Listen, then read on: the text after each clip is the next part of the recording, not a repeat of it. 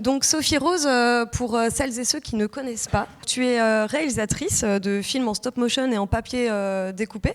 J'ai commencé à 16-17 ans et je me suis acheté une caméra Super 8 et en branchant en fait dessus un petit déclencheur d'appareil photo, j'ai fait des premiers films aussi comme ça. J'ai une grande période de boîte d'allumettes où je m'amusais à faire des mini univers dedans. Tu me disais que tu avais une technique assez particulière de passer à la fois de l'écriture à l'animatique, aussi à la recherche. Vraiment à la fabrication, tu revenais, ça nourrissait ton écriture, l'animatique. Enfin, en fait, ces différentes phases de travail sont assez poreuses chez toi. La fouine, j'avais envie qu'elle ait un petit peu sa petite tête qui, bon, elle est jamais trop à sa place, mais elle va regarder un petit peu à droite à gauche. Le hérisson, il tord un peu des fesses quand il marche. Enfin voilà, trouver des petites choses qui les caractérisent, des petits détails comme ça.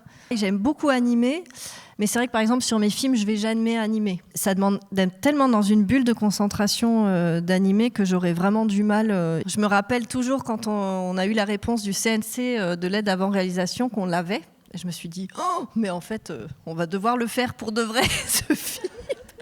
J'étais évidemment très contente d'avoir l'aide et en même temps, j'étais méga paniquée. C'était la première fois que j'allais travailler avec une équipe. On a beaucoup travaillé avec des trompe-l'œil en volume. J'aime beaucoup faire ça et j'en ai beaucoup fait aussi dans une guitare à la mer, mais j'en reparlerai après.